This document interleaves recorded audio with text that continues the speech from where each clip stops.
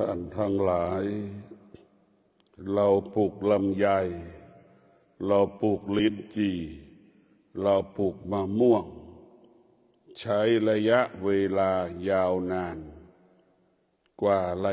ลำไยลิ้นจี่มะม่วงออกดอกออกผลฉันใด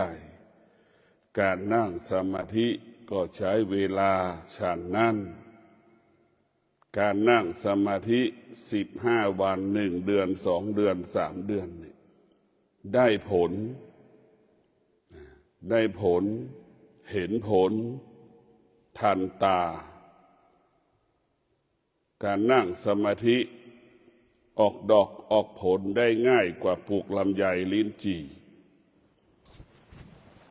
สมาธิจะออกดอกออกผลได้อยู่ที่เรามีสติไอ้ตัวสติก็คือตัวกำกับกำหนดควบคุมการมีชีวิตอยู่การดำเนินชีวิตอยู่การปฏิบัติธรรมอยู่แต่ละเวลาเรามีสติเมื่อเรามีสติ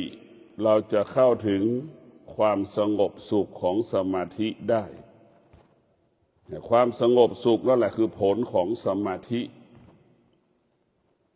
ทุกคนเมื่อนั่งสมาธิจึงรู้ว่าความสงบมันเป็นความสุขนี่แหละคือการนั่งสมาธิได้ผลและก็เห็นผลตรงกันข้ามเราปลูกลำไยลิ้นจี่มะม่วง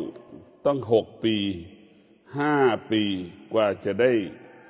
ามะม่วงลำไยลิ้นจี่จะออกผลเพราะฉะนั้นพวกเราทั้งหลายการนั่งสมาธิการเดินจงกรมก็เป็นการให้เรามีสติอยู่ที่กายให้มีสติอยู่กับอวัยวะให้มีสติอยู่กับอายตนะมันสัมผัสสิ่งใดก็รู้เช่นตาหูจมูกลิ้นกายใจสัมผัสเช่นหูสัมผัสกับเสียงเราก็รู้เท่านั้นเสียงไก่มันขันเราก็รู้ว่าไก่มันขันเท่านั้น ให้เรารู้คือหลักการนั่งสมาธิคือให้เรารู้สึกตัว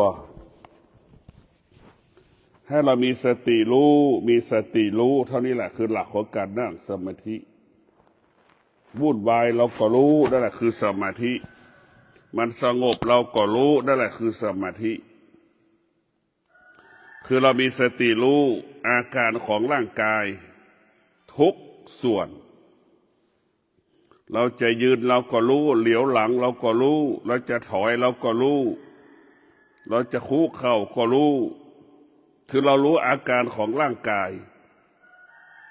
ที่มันขับเคลื่อนจะลุกจะนั่งจะนอนจะเดิน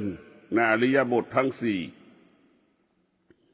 เนี่ยพ่อแม่ครูบาอาจารย์จะบอกว่าให้สติให้จิตอยู่กับกายให้จิตอยู่ในกายเมื่อจิตอยู่กับกายเมื่อจิตอยู่ในกายจิตนั้นจะไม่ทุกข์จิตนั้นจะไม่กังวลจิตนั้นจะไม่กังวลถ้าจิตออกนอกกายจะเป็นทุกข์จิตออกนอกกายจิตนั้นจะกังวลเหมือนเราออกนอกบ้านจิตออกนอกกายก็เหมือนเราออกนอกบ้านแล้วก็คิดได้ว่าประตูบ้านยังไม่ได้ปิดเป็นทุกข์เห็นไหมกังวลใจหรือเสียบกาน้ำร้อนไว้ก็กังวลใจอีกว่าถอดปลั๊กหรือยังหรือไม่ใช่ถอดปลั๊กกาน้ำร้อนนี่กังวลใจนี่แหละเพราะว่าจิตออกนอกกายเป็นทุกข์ทั้งสิ้นเพราะนั้นการปฏิบัติธรรมการเจริญสติให้จิตอยู่ที่กายให้จิตอยู่กับกายให้เราเข้าใจการเจริญสติให้จิตอยู่ในกาย ให้จิตอยู่กับกายหลักมันง่ายๆเวลาเดินเราก็รู้ให้เจริญสติรู้ว่าเท้าขวามันย่างเท้าซ้ายย่างมันก็รู้เท้าขวายกมันก็รู้เท้าซ้ายยกมันก็รู้เท้าซ้ายย่างมันก็รู้เท้าขวาย่างมันก็รู้อย่างนี้แหละเพราะว่าตามรู้ไปรู้ในอริยบทที่เราเดินเราจะนั่งเราจะนอนเมื่อเรารู้แบบนี้แล้วมันก็ไม่ต้องมีอะไรให้เราต้องรู้มันไม่มีอะไรที่จะให้เรารู้เพราะฉะนั้นพวกเราทั้งหลายการปฏิบัติธรรมก็คือมีสติให้มีสติเมื่อเรามีสติชีวิตเราจะสมบูรณ์ชีวิตเราจะสมบูรณ์บริบูรณ์ถ้าเราขาดสติมันจะไม่สมดุลไม่สมบูรณ์เพราะฉะนั้นพวกเราทั้งหลายสติก็ต้องประกอบไปด้วยตัวปัญญาเมื่อสติปัญญามันเกิดเท่ากับจิตนั้นอุดมสมบูรณ์ไปด้วยทรัพย์สมบัติและปัจจัยสี่มีทุกอย่างในจิตเราสติปัญญาเท่ากับเรามีเข้ากับบุคคลที่มีชีวิตอุดมสมบูรณ์ด้วยทรัพย์สมบัติและปัจจัยสี่เพราะฉะนั้นพวกเราทั้งหลายสติปัญญานี่แหละจะทำให้เรานั้นรู้ความจริงเห็นความจริงอย่างที่เราบอกว่าสติปัญญามันจะบอกให้เรารู้ว่าปลูกลำไยลิ้นจี่มะม่วงมันยากกว่าการนั่งสมาธิการนั่งสมาธิมันไม่ยากไอ้ที่มันยากคือเราขาดสติที่เรายากคือเราขาดวิริยะภาคเพียรที่เรายากเพราะขาดความอดทนที่เรายากเพราะเราไม่รู้ที่มันยากเพราะเช่นนี้เพราะฉะนั้นพวกเราทั้งหลายการนั่งสมาธินี่มันง่ายและทำได้ทุกเวลาไม่มีการเวลาเราปลูกมะม่วงลำไยลิ้นจี่เราต้องมีเวลาที่จะปลูกมีสถานที่ให้ปลูกอีกแต่ธรรมะของพระพุทธเจ้าเราใช้ได้เรียกใช้ได้ทุกการเวลาเรามีสติรู้เท่านั้นแหละเราก็อยู่เหนือสิ่งที่เรารู้ทั้งหมดทั้งสิ้นเมื่อเรามีสติรู้เราก็จะอยู่เหนือสิ่งที่เรารู้ทั้งหมดมีสติรู้ก็เปรียบเสมือนควานช้างเราจะกำกับช้างได้สิ่งที่เรารู้ทั้งหมดก็คือเปรียบเสมือนช้างสติเปรียบเสมือนควานช้างโลกใบนี้ก็เปรียบเสมือนช้างเห็นไหมสติจะเป็นผู้กำกับช้างได้อะไรที่มีอยู่บนโลกใบนี้เราก็จะกำกับมันได้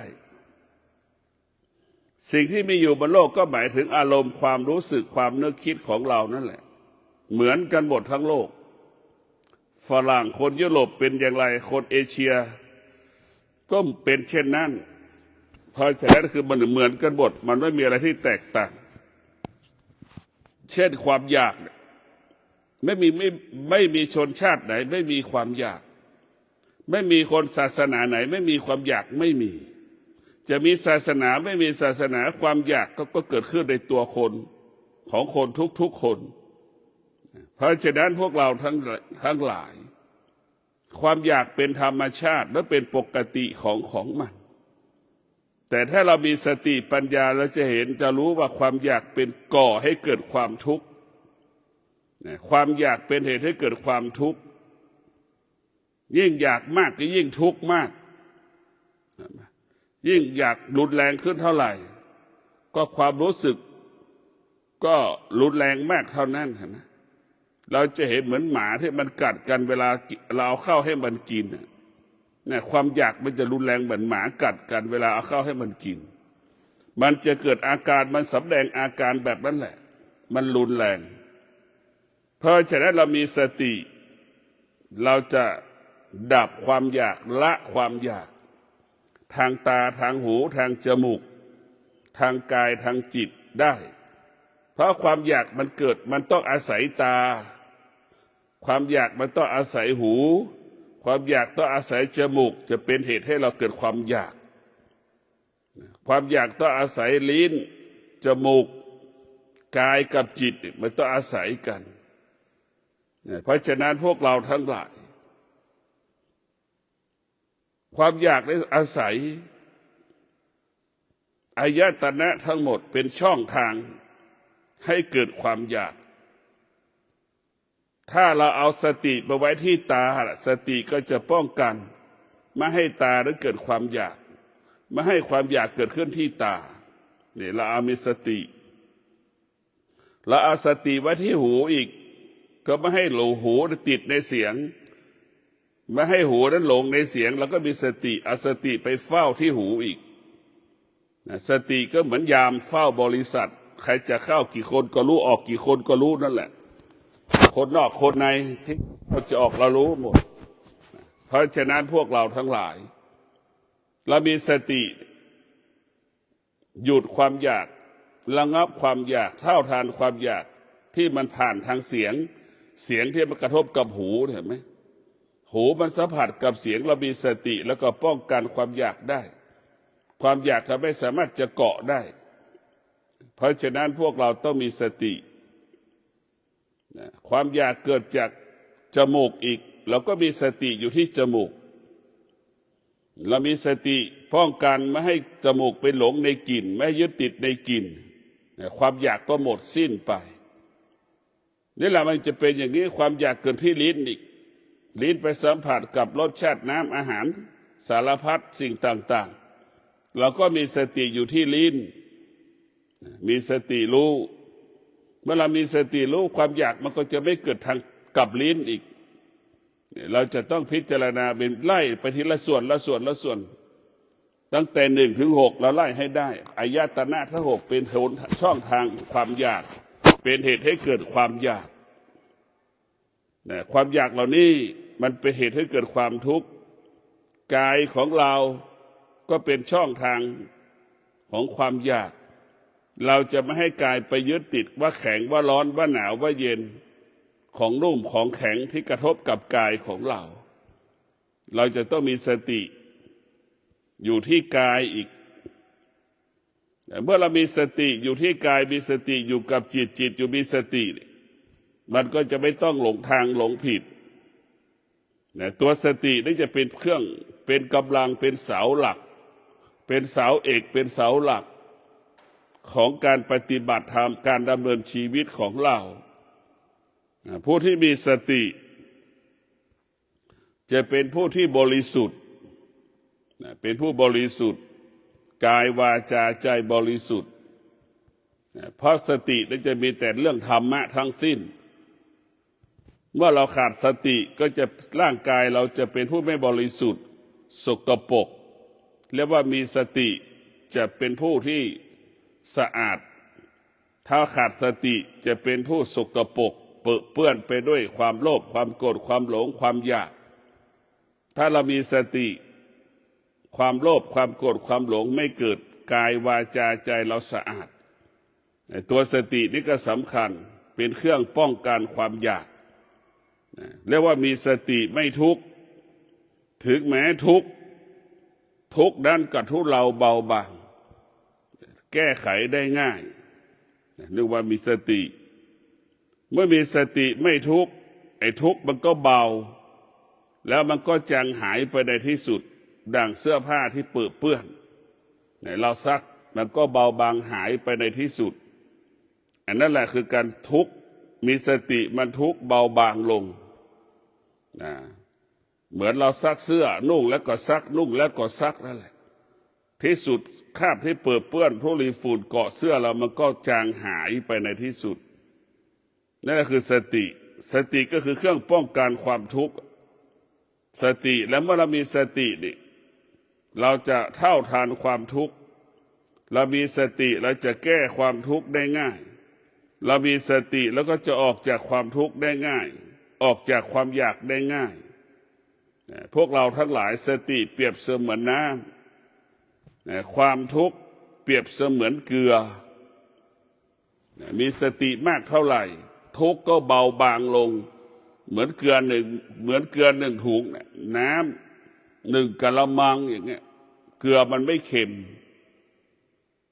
เพราะเรามีสติมากเราจะไม่ทุกข์เหมือนเกลือไม่เค็มนั่นแหละ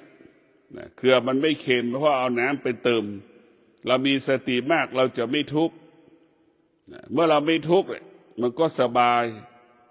ทำอะไรก็ง่ายทำอะไรก็สะดวกไอ้ตัวทุกข์ก็คือตัวขวางกั้นในการเดินทางเช่นถนนเป็นหลุมเป็นบ่อเนี่ยมันเดินทางช้ามีเดินทางแล้วมีต้นไม้ขวางกั้นเดินได้ยากอย่างเงี้ยนี่แหละคือเป็นความทุกข์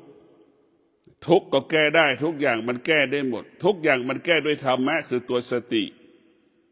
ทุกอย่างเขาว่าแก้ด้วยธรรมะมันเกิดจากธรรมชาติแก้ด้วยธรรมะให้เราเข้าใจธรรมชาติเป็นแดนเกิดธรรมะเป็นแดนดับให้เราเข้าใจว่าธรรมชาติเป็นแดนเกิดธรรมชาติเป็นแดนเกิดธรรมะเป็นแดนดับธรรมชาติหน้าที่ของธรรมชาติคือมันสร้างอย่างเดียวสร้างไปสร้างแล้วทิ้งสร้างแล้วทิ้งสร้างแล้วทิ้งธรรมะหน้าที่ของธรรมะก็คือดับก็คือคนเก็บขยะ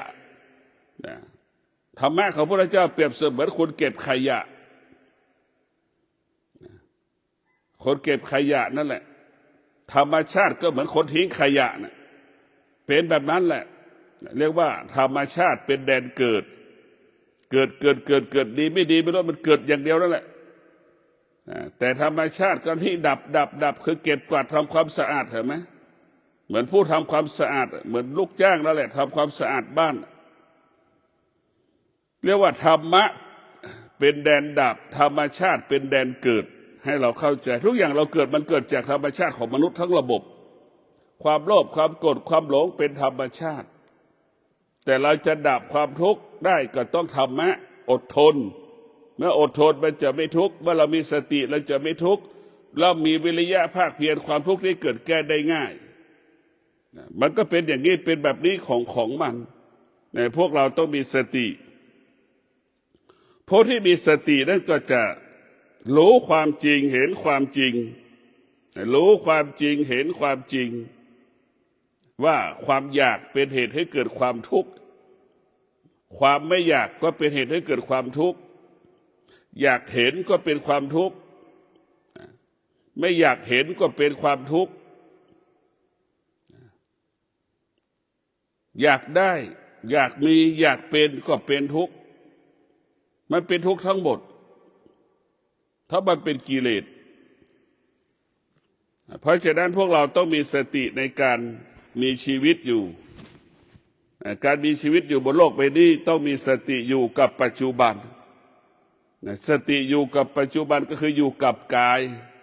เอากายมันเป็นหลักของสติเอาสติไปอาศัยบ้านกายเป็นบ้านของจิตหรือกายเป็นบ้านของสติกายของเราเนี่ยกายของเราจะไม่ใช่บ้านของเรานะกายของเราจะไม่ใช่บ้านของเราบ้านของเราคือท้องของแม่เราละแม่ท้องของแม่คือบ้านของเราเพราะเราเกิดตรงนั้นเนี่ยเห็นไหมนั่นแหละบ้านที่แท้จริงของเราคือท้องของแม่เราเกิดจากท้องแม่นั่นแหละคือบ้านของเราคนที่เป็นเจ้าของก็คือพ่อของเราเป็นเจ้าของบ้านแม่เป็นผู้ทำความสะอาดบ้านเห็นไหมพ่อเป็นเจ้าของบ้านแม่เป็นลูกจ้างทำความสะอาดดูแลเลี้ยงเรามาเฉยๆเห็นไหมพ่อเป็นนายจ้างแม่เป็นลูกจ้างแม่หน้าที่เลี้ยงลูกไม่ใช่มีแค่กับลูกจ้างพ่อเป็นเจ้าของกิจการหมดเพราะฉะนั้นพวกเราทั้งหลายสตินี่แหละสำคัญสติก็เปรียบเสมือนพ่อควบคุมในบ้านทั้งหมดเพราะฉะนั้นพวกเราต้องมีสติอยู่กับลมหายใจมีสติรู้อะไรรู้สิ่งที่มันกระทบตาหูจมูกลิ้นกายใจนั่นแหละมีสติรู้อยู่ตรงนี้มีสติรู้กายของเราเท้าขวาเท้าซ้ายมือขวามือซ้ายอายตนะทั้ง6ภายนอกภายในเนี่ยที่เรากระทบ เราจะต้องรู้ตลอดเวลาเรียกว่ารู้ให้เรารู้เท่านั้นแหละเราไม่ต้องมีเรื่องอื่นรู้เมื่อเรารู้เราก็จะอยู่เหนือสิ่งที่เรารู้เราจะต้องมีสติบางคนนั่งหลับตายังไม่ได้เลยเพราะเราไม่มีสตินะบางครั้งเหมือนงัวอยู่ในร่างกายเรานะเหมือนคนเลี้ยงงัวนะบางครั้งงัวมันดื้อใช่ไหม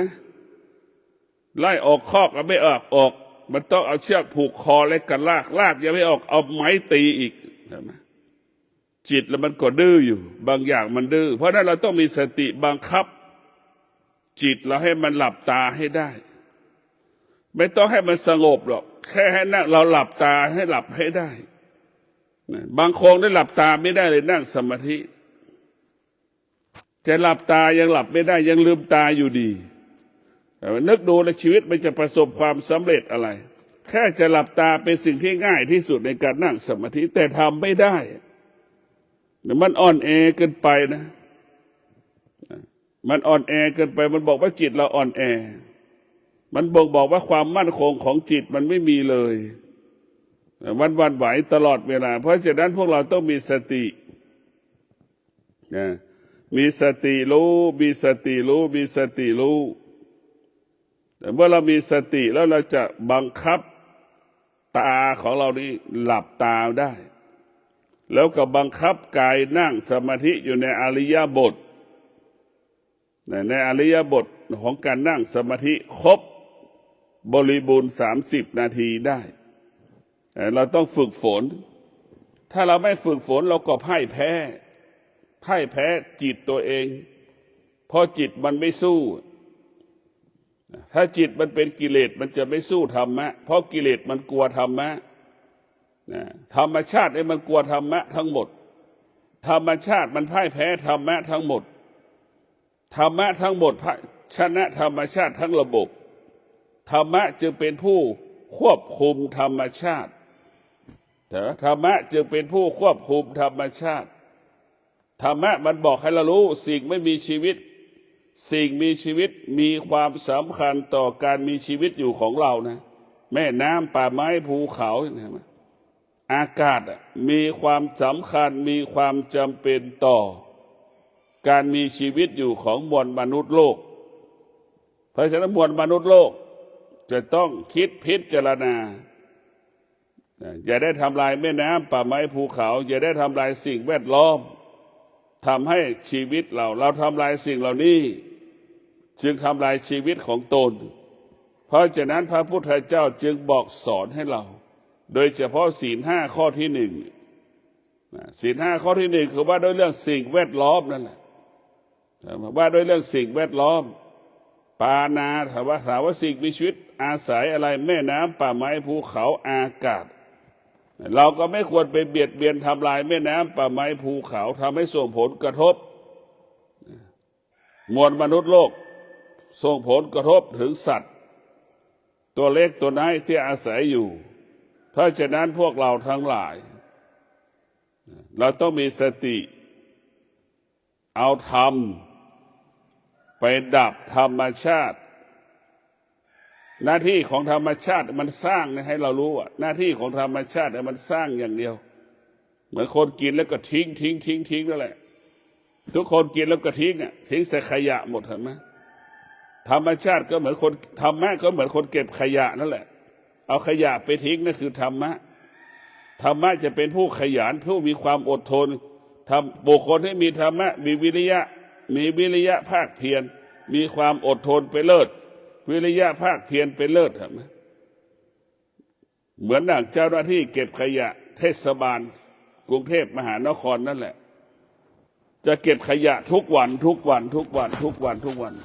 มันจะต้องมีสติรู้ต้องกวาดขยะเก็บขยะกวาดขยะเก็บขยะหน้าที่ของผู้ปฏิบัติธรรมก็ให้เรามีสติรู้ให้จิตสงบมีสติรู้ให้จิตสงบมีสติรู้กำจัดความไม่สงบมีสติรู้แก้ไขสิ่งที่มันไม่สงบนี่แหละหน้าที่ของผู้ปฏิบัติธรรมก็เป็นเช่นนี้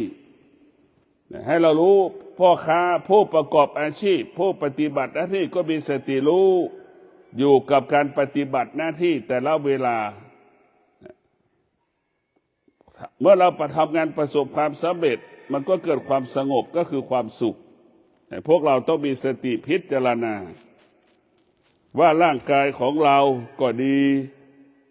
มันเป็นธรรมชาติมันเกิดจากธรรมชาติร่างกายของเรามันเกิดจากธรรมชาติเราจะต้องให้ร่างกายของเรานี่ผิดธรรมชาติ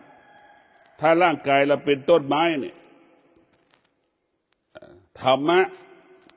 ก็จะมีสติรู้ไม่ลดน้ำต้นไม้ล่ะต้นไม้มันจะไม่เติบโตต้นไม้มันจะไม่เติบใหญ่ถ้าเราขาดสติแล้วไปรดน้ำต้นไม้ต้นไม้จะเติบโตเติบใหญ่เหมือนเราขาดสติเราก็ไม่รู้ว่าอันนี้เป็นอธรรมเป็นอกุศลนี่เป็นธรรมนี่เป็นอธรรมนี่เป็นอกุศลเราจะไม่รู้ถ้าเราขาดสติเพราะฉะนั้นเรามีสติเท่านั้นจะทำให้เราแก้ความทุกข์ได้ทุกสิ่งทุกอย่างมีสติพัฒนาก็ง่ายมีสติแก้ปัญหาก็ง่ายว่ามีสติจะแก้ปัญหาก็ง่ายจะพัฒนาก็ง่ายคือตัวสติเท่านั้นให้เราเข้าใจถ้าเมื่อเราเข้าใจว่าสติกับปัญญาเนี่ยแล้วเมื่อมีสติมีกับปัญญาเนี่ยเราจะอยู่ที่ใดก็สบายสบายจะทำอะไรก็สบายสบายสติกับปัญญาเนี่ยมันก็บ่งบอกความแม่นยำความมั่นคงในการตัดสินใจมัน100%ไม่ผิดพลาดนะเพราะฉะนั้นพวกเราทั้งหลายต้องมีสติมีสติงดการรับรู้ของตาหูจมูกลิ้นกายใจมีสติงดการรับรู้และมีสติไม่ตอบสนองในการรับรู้ของตาหูจมูกลิ้นกายใจเรามีสติรู้เมื่อตาหูจมูกลิ้นกายใจรู้สึกเราจะไม่ตอบสนองความรู้สึกที่ทางตาหูจมูกลิ้นกายใจสัมผัสนี่เราจะมีสติอยู่ตรงนี้ถ้าเรามีสติตรงนี้สิ่งต่างๆก็มันทุเลาเบาบางลงนะมันจะมีสติอยู่กับอายตนะทุกข์ก็อยู่ที่อายตนะสุขก็อยู่ที่อายตนะเพราะฉะนั้นทั้งสุขทั้งทุกข์มันเป็นอุปสรรคมันเป็นปัญหาทั้งสิ้นนะเราจะต้องมีสติรู้เท่าทันสุขกับทุกข์สุขเกิดเราก็หลงทุกข์เกิดเราก็เกลียดเรียกว่าเราสำแดงอาการต้อนรับสุขตลอดเวลา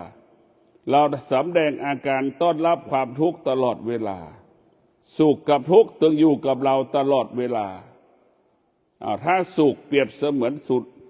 สุขเปรียบเสมือนหมาทุกข์เปรียบเสมือนไก่ถ้าเราไม่เอาข้าวให้หมากับไก่กินหมากับไก่มันก็ไม่มามันก็บ่งบอกว่าเราไปต้อนรับหมากับไก่เอาข้าวให้หมากินทุกวันหมามันก็มาทุกวันเอาข้าวให้ไก่กินทุกวันไก่มันก็มาทุกวันหากเรามีสติเราไม่ให้สุขเกิดเราไม่เอาข้าวให้หมากินเราไม่เอาข้าว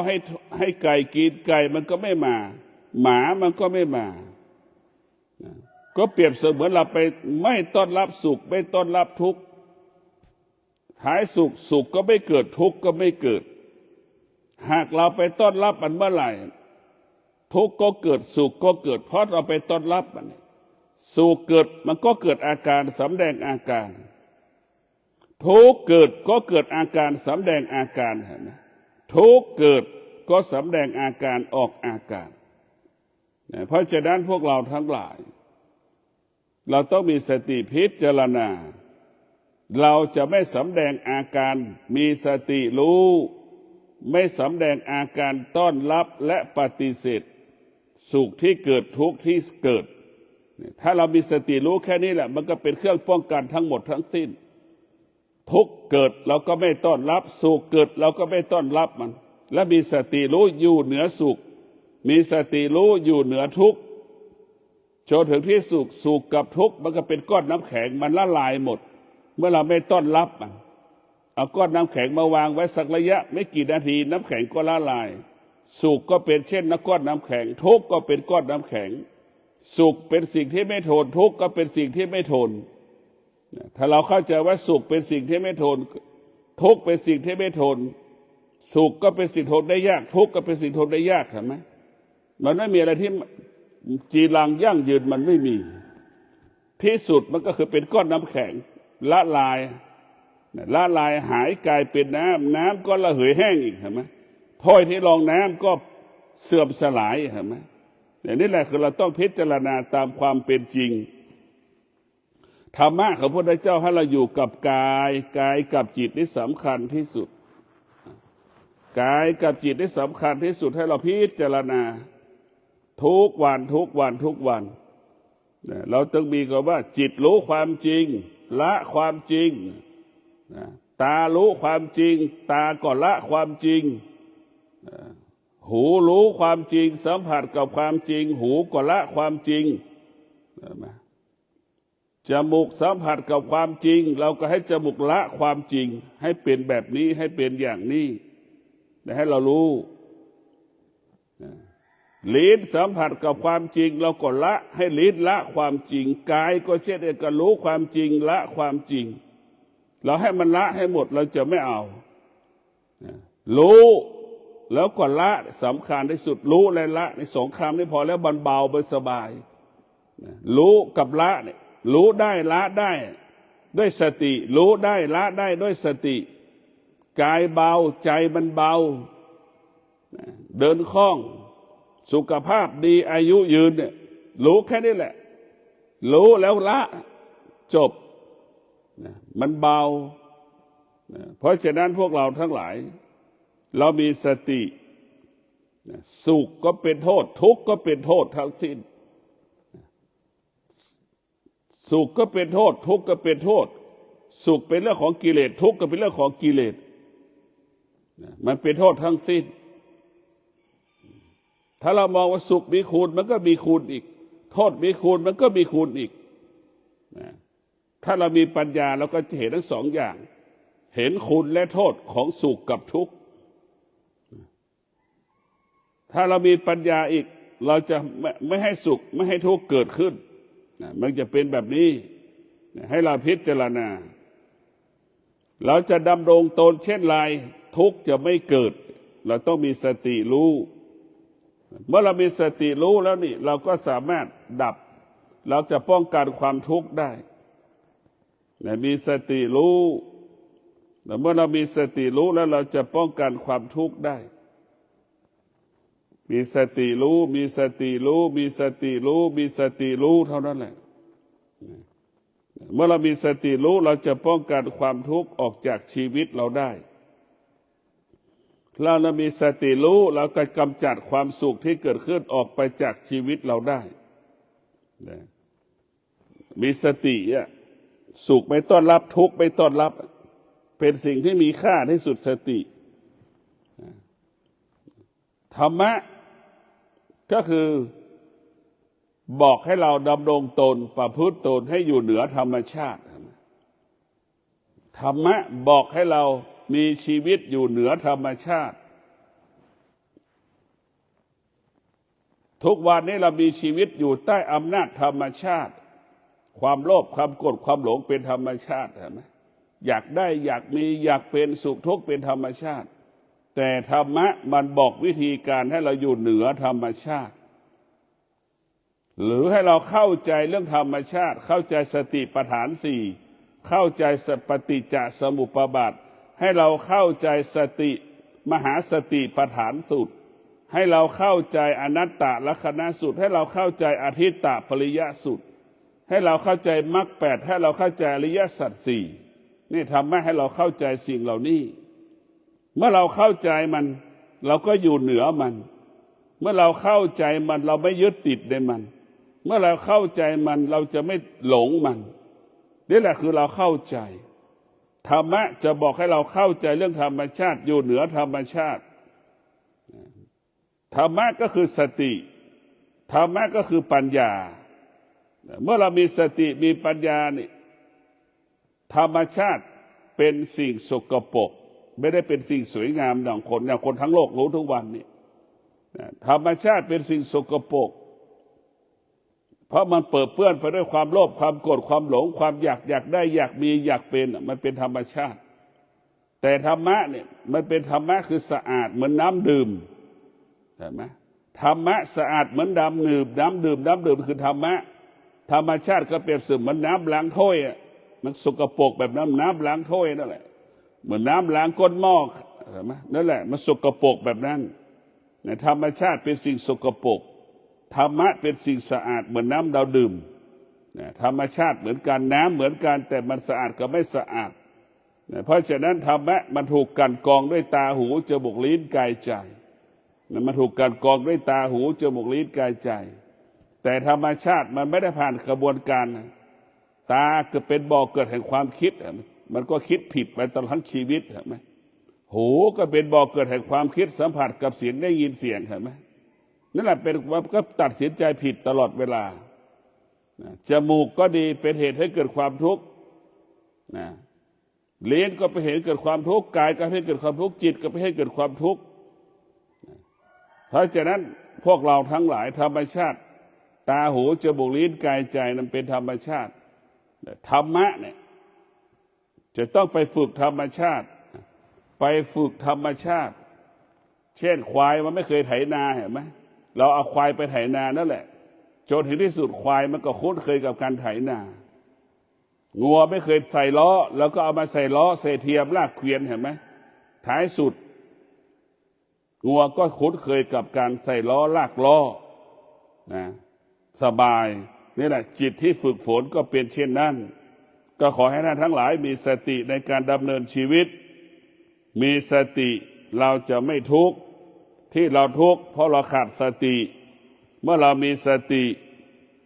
เราก็จะป้องกันความทุกข์ได้ดังที่กล่าวว่าธรรมชาติเป็นแดนเกิดหน้าที่ของธรรมชาติทำให้เราเกิดหน้าที่ของธรรมะหน้าที่ดับการเกิดธรรมะหน้าที่ดับเราไม่ให้เรามาเกิดจะเกิดก็ให้อยู่กับมันได้อย่างมีความสุขให้เข้าใจมันจะต้องเป็นแบบนี้เป็นอย่างนี้